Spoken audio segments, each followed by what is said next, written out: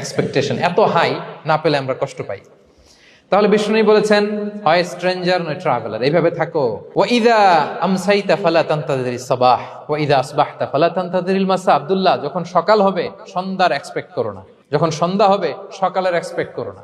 সকালবেলা তুমি বিশাল আশা নিয়ে বসে থেকো না যে সন্ধ্যা পর্যন্ত বাঁচবা। যদি বাঁচো, সন্ধ্যা পাও, ভালো, আলহামদুলিল্লাহ। না পাইলে রবের সাথে সাক্ষাতের জন্য রেডি, তাও আলহামদুলিল্লাহ। ঠিক কিনা বলেন? এটা হইতে হবে mindset. Expect less, never be greedy.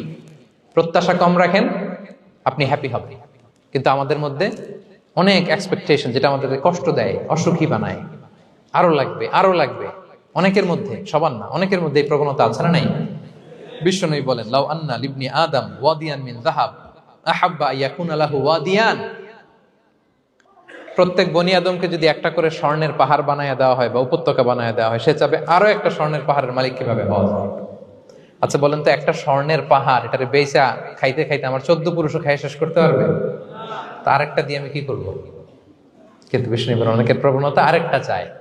ওয়ালা ইয়ামলা আফাহু ইল্লা তুরাব। কবরের মাটি ছাড়া তার এই আশা, ভরসা, প্রত্যাশা কেউ থামাতে পারবে না। তাহলে আমরা যেন গ্রিডি না হই, লোভী না হই, আমাদের এক্সপেকটেশন যেন কম থাকে।